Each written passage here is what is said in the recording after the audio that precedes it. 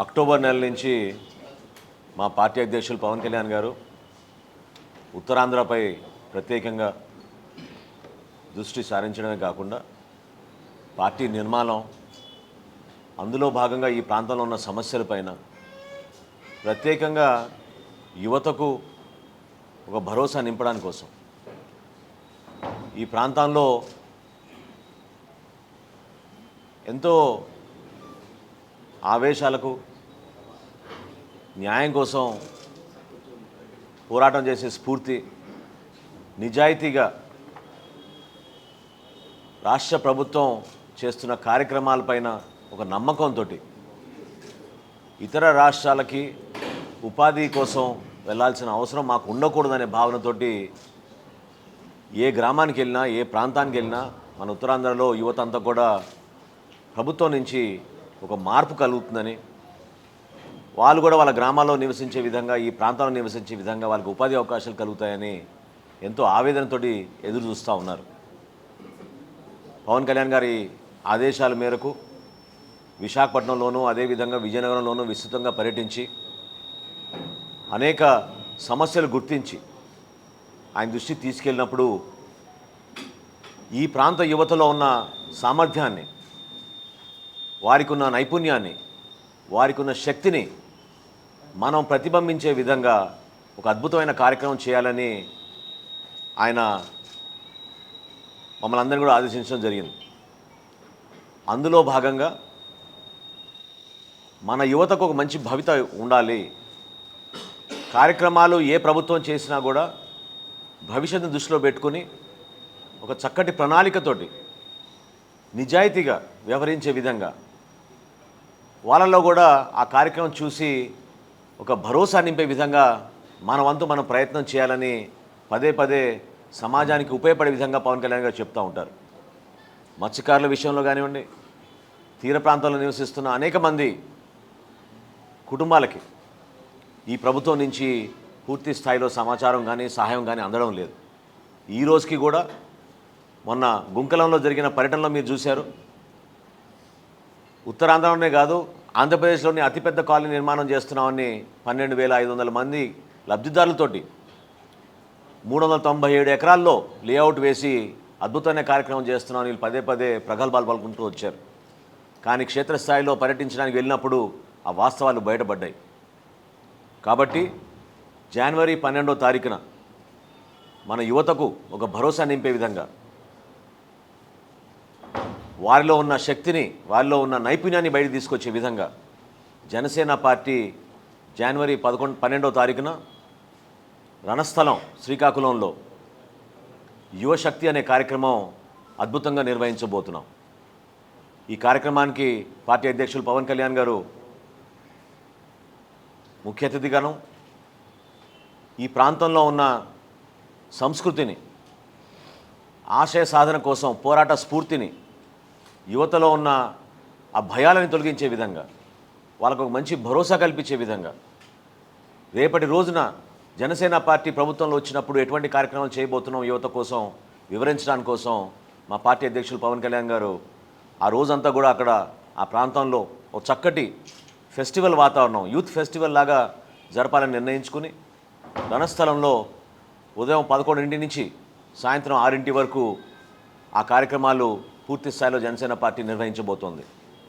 అందులో భాగంగా యువతకు పెద్దపీట వేసి ఈ 3 జిల్లాల్లో ఉన్న యువతని ఉత్సాహపరిచే విధంగా, వాళ్ళు కష్టపడి సాధించిన విజయాల్ని ప్రతిబింబించే విధంగా వాళ్ళకే ఎక్కువ అవకాశాలు ఇచ్చి మాట్లాడించడమే కాకుండా ఇక్కడున్న కళాకారుల్ని, ఇక్కడున్న ఎవరైతే పౌరులు అద్భుతంగా సేవ చేయడానికి ముందుకు వచ్చారో, అనేక మంది ఎన్జిఓస్ ఎవరైతే వచ్చారో గతంలో సేవ చేయడానికి ఈ ప్రాంతానికి, వాళ్ళందరినీ కూడా మరొకసారి ఒక చక్కటి వేదిక పైన తీసుకొచ్చి వాళ్ళకి ప్రాధాన్యత ఇచ్చి యువతకు మంచి భరోసా ఖచ్చితంగా జనసేన పార్టీ ద్వారా పవన్ కళ్యాణ్ గారి నాయకత్వంలో ఉంటుందని తెలియజేయడానికి కోసం ఒక చక్కటి కార్యక్రమం ఏర్పాటు చేశాం.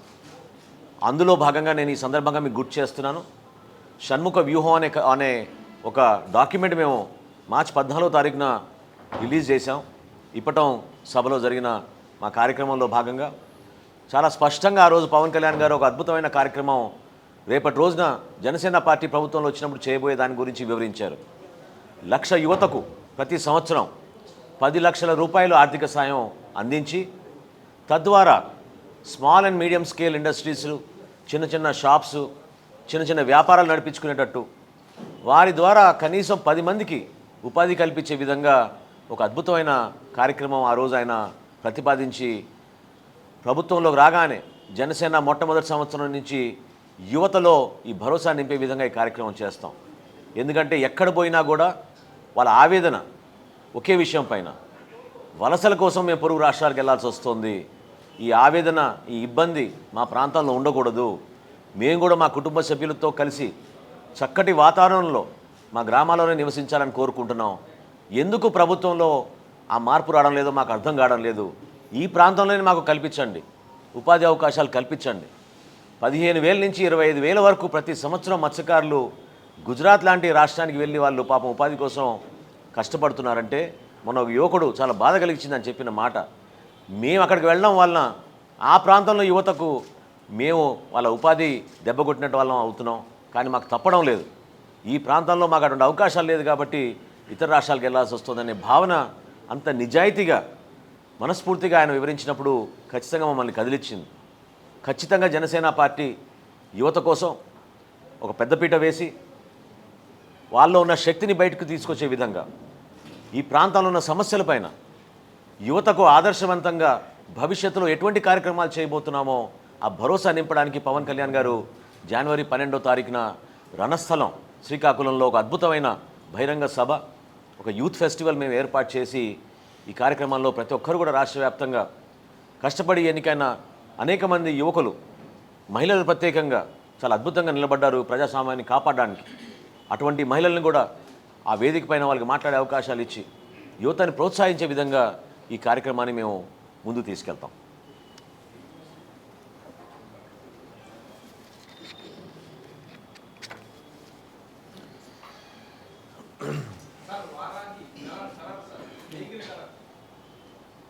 చెప్పండి.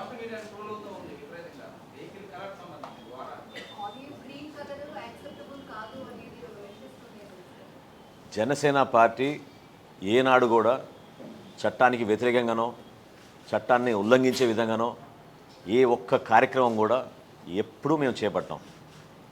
ప్రభుత్వంలో ఉన్న పెద్దలందరి సహకారంతో వాళ్ళకి మేము సహకారం అందించి ప్రజల సమస్యలు తీర్చడానికి కోసం మేము బయటకు వచ్చి తిరుగుతాం తప్ప సమస్యలు సృష్టించడానికి మాత్రం పవన్ కళ్యాణ్ గారు ఎప్పుడు కూడా ఒప్పుకోరు. కాబట్టి తొందరపడి కొంతమంది ముందుగానే ప్రెస్ మీట్లు పెట్టి ఎందుకో భయపడిపోతున్నారు. వారాహి అనే పవన్ కళ్యాణ్ గారి వాహనం రాబోయే ఎన్నికల్లో ఆయన క్యాంపెయిన్ చేయడానికి కోసం సిద్ధమవుతోంది. ఇంకా దాంట్లో ఇంకా మార్పులు అనేకమే ఉన్నాయి. ఖచ్చితంగా ప్రభుత్వ నియమాల మేరకు ఏ విధంగా కార్యక్రమాలు చేయాలన్నా సరే దానికి అనుగుణంగానే చేస్తాం తప్ప వీళ్ళలాగా హైకోర్టుకి వెళ్ళి ముట్టికాయలు తినిపించుకుని అప్పుడు వచ్చి రంగులు మార్చి ప్రభుత్వ విధానాలకి వ్యతిరేకంగా పనిచేసే వ్యక్తులను ఎట్టి పరిస్థితులు జనసేన పార్టీ ఆ విధంగా పనిచేయదు. ప్రభుత్వ వ్యవస్థని దుర్వినియోగం చేసుకునే విధంగా ఈ ప్రభుత్వం చేసిన కార్యక్రమాలు రంగుల విషయంలో మీ అందరికీ తెలుసు. కాబట్టి వారాహి గురించి మాట్లాడే అర్హత వీళ్ళకి లేదు. భయపడిపోయి రేపటి రోజున పవన్ కళ్యాణ్ గారికి రాబోయే ఆదరణ, జనసేన పార్టీకి పైన పెరుగుతున్న అభిమానాన్ని చూసి తట్టుకోలేక ఈ విధంగా వాళ్ళు మాట్లాడుతున్నారు.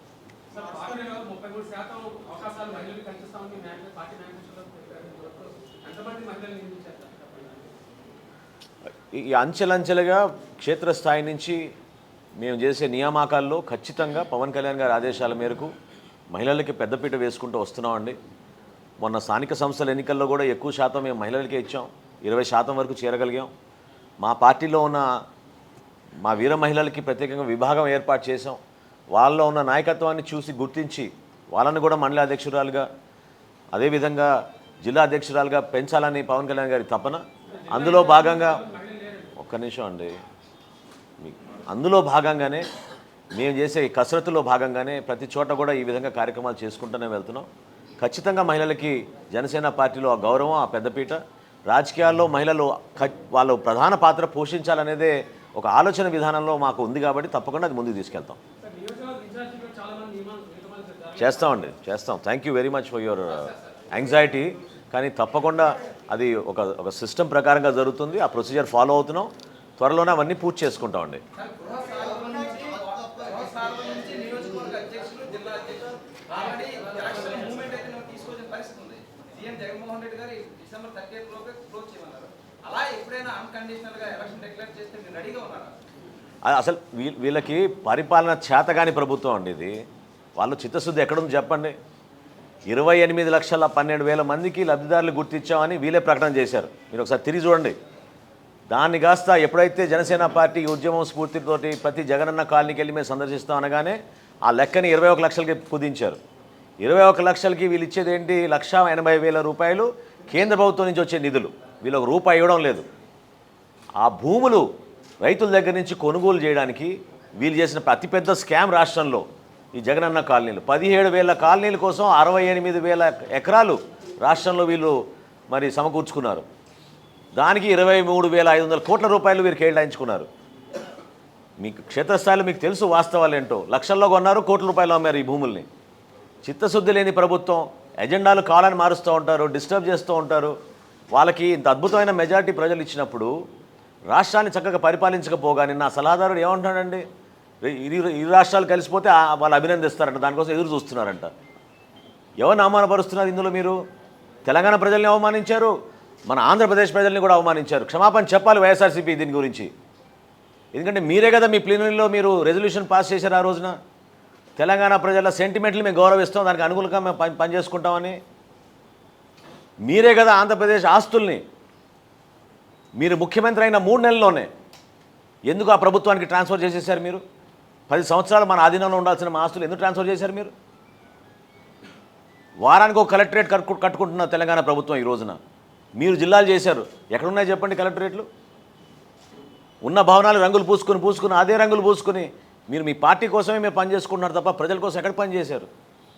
ఏ మాత్రం చిత్తశుద్ధి లేదు. కేంద్ర ప్రభుత్వాన్ని వీళ్ళు ఏమన్నారు? ఎంపీలతో రాజీనామా చేపిస్తాం, రాష్ట్రానికి మేలు జరుగుతుంది అన్నారు. ఏమైపోయినా ఈ మాటలు? ఈరోజేమో చాలా తెలివిగా ఇరు రాష్ట్రాలు కలిసిపోతే చాలా బాగుంటుంది. ఎందుకు మీకు పరిపాలన చేతకాకనా? దానికోసమైనా ప్రజలు మీకు 151 సీట్లు ఇచ్చింది. అసలు ఏం మాట్లాడుతున్నారు? కేవలం డైవర్సిటీ టాక్టిక్స్ ఇవన్నీ కూడా.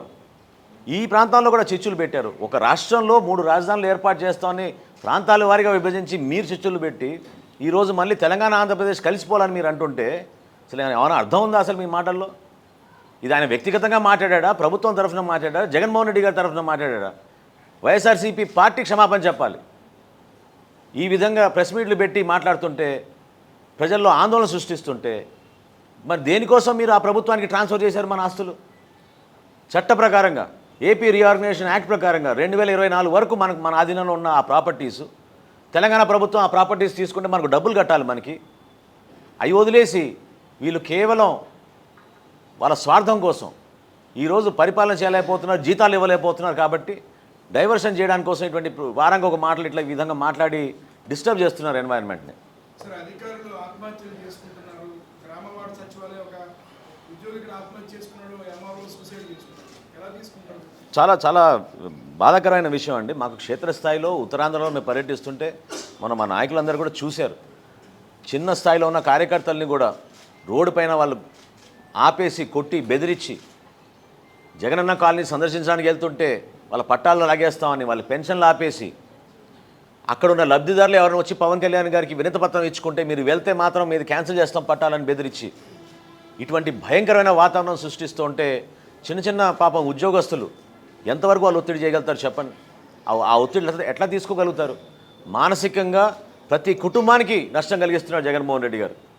ప్రతి కుటుంబానికి వాళ్ళు ఇచ్చే ఈ సంక్షేమ పథకాల ద్వారా బటన్ నొక్కితే వెళ్ళిపోతుంది అంటున్నారు. కానీ ఏ బటన్ నొక్కితే ఈ వైద్య సేవలు ఇవ్వగలుగుతారు మీరు?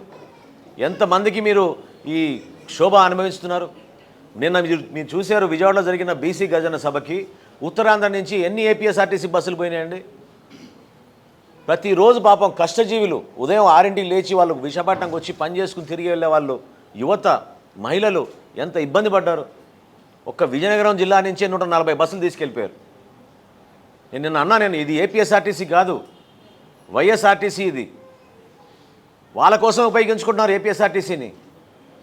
ఏ కార్యక్రమం జరిగినా వందల సంఖ్యలో బస్సులు తరలి వెళ్ళిపోతున్నాయి ఆ ప్రాంతం నుంచి. ఎంత అన్యాయం! శ్రీకాకుళం నుంచి విజయనగరం నుంచి బస్సులు తరలించి విజయవాడలో జరిగే సభకి దానికి మళ్ళీ లెక్క చెప్తున్నారు మీరు 87,000 మంది వచ్చారని.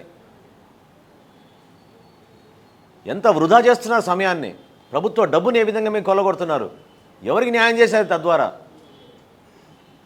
ఏ ఒక్క బీసీ వర్గంలో ఉన్న ఏ ఒక్క కుటుంబాన్ని మీరు ఆదుకున్నారో చెప్పనండి. అదేవిధంగా పాపం ఎవరైతే ఆ ఉద్యోగస్తులు ఉన్నారో వాళ్ళకి ఆ భరోసా నింపడానికి కోసం జనసేన పార్టీ నిండు మనసుతో వాళ్ళతో ఉంటుంది. మేము నిలబడుతున్నాం వాళ్ళ తరఫున. మా నాయకులందరూ కూడా ఇక్కడ కూడా మీరు చూశారు, మా కార్పొరేటర్లు పోరాడుతున్నారు, క్షేత్రస్థాయిలో మా ఎంపీటీసీలు పోరాడుతున్నారు, సర్పంచులు పోరాడుతున్నారు. సర్పంచులు పోరాడితే వారిపైన చెక్ పవర్ తీసేటట్టు ఆర్డర్ పాస్ చేసేస్తారు కలెక్టరు. కోర్టుకెళ్ళి ఆర్డర్ తెచ్చుకున్నాం మనం. మా కోరకల్ సర్పంచ్ పాపం మహిళ ధైర్యంగా పోరాడింది ఆమె. ఈ సంఘటనలు ప్రతి సందర్భంలో రాష్ట్ర వ్యాప్తంగా జరుగుతూనే ఉన్నాయి. జనసేన పార్టీ ఖండించడం కాకుండా వాళ్ళకి ధైర్యం ఇచ్చేటట్టు మేము కష్టపడి పనిచేస్తున్నాం క్షేత్రస్థాయిలో.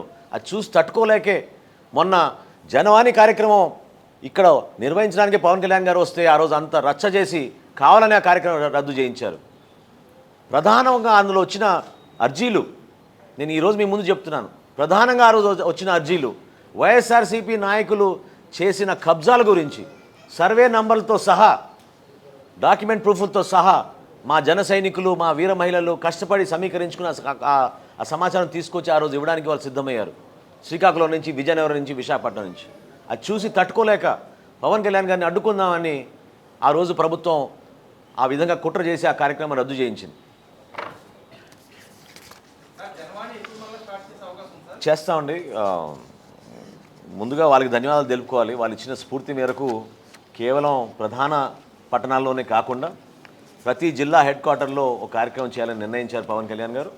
సో కొత్తగా ఏర్పాటు చేసిన జిల్లాలతో పాటు ఖచ్చితంగా జనవాణి అన్ని పట్టణాలకి విస్తరించే విధంగా మేము జనవరి మాసం నుంచి మొదలు పెట్టబోతున్నాం.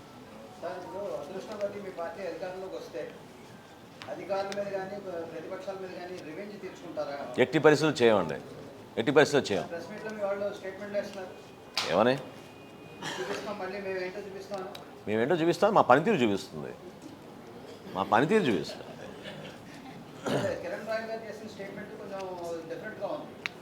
వ్యక్తిగతంగా వాళ్ళు కొన్ని విషయాలు మాట్లాడచ్చు, ఎందుకంటే వాళ్ళని ఇబ్బంది పెట్టారు. ఆ రోజు జరిగిన సంఘటనలు పూర్తి స్థాయిలో బయటికి చెప్పుకోలేకపోయాడు కిరణ్ రాయల్. కానీ వాస్తవాల గురించి మాట్లాడినప్పుడు ఖచ్చితంగా ప్రతి ఒక్కరిని గౌరవించే విధంగా, సంస్థల్ని పటిష్టం చేసే విధంగా పనిచేయాలనేదే పవన్ కళ్యాణ్ గారి లక్ష్యం. సో అది బలంగా, పటిష్టంగా, జాగ్రత్తగా పనిచేస్తున్నప్పుడు ఇటువంటి సమస్యలు ఎక్కడా రావు. వ్యక్తుల పైన కాదు ఇది. మనందరం కూడా గౌరవించాల్సింది మన వ్యవస్థని. ఆ వ్యవస్థని గౌరవించే విధంగా మనం చక్కగా పనిచేసుకుంటే ప్రజాస్వామ్యం నిలబెట్టగలుగుతాం. సమయం వచ్చినప్పుడు దానికి తగిన సమాధానం మీకు ఖచ్చితంగా ఉంటుందండి. Thank you very much. Thank you. Sorry, ఒక్క నిమిషం అండి, నేను చెప్తాను. మా క్రియాశీలక సభ్యత్వంలో భాగంగా మా జన సైనికులు ఎక్కడైనా మరణిస్తే భారతదేశంలో ఏ పార్టీ చేయని విధంగా జనసేన పార్టీ పవన్ కళ్యాణ్ గారి ఆధ్వర్యంలో ఆ కుటుంబానికి 5 లక్షల రూపాయల ఆర్థిక సాయం అందిస్తామండి. అందులో భాగంగా ఈరోజు దురదృష్టకరమైన పరిస్థితుల్లో మా 2 జన సైనికులు చనిపోతే వారి కుటుంబానికి పార్టీ తరఫున పవన్ కళ్యాణ్ గారు పంపించిన 5 లక్షల రూపాయలు చెక్ రూపం ద్వారా వాళ్ళిద్దరికి, ఆ 2 కుటుంబాలకి ఇప్పుడు అందజేయబోతున్నాం. దయచేసి మీరు అందరూ కూడా అది కూడా మీరు పార్టిసిపేట్ చేస్తే బాగుంటుందని కోరుకుంటున్నాను. Thank you. జనసేన పార్టీ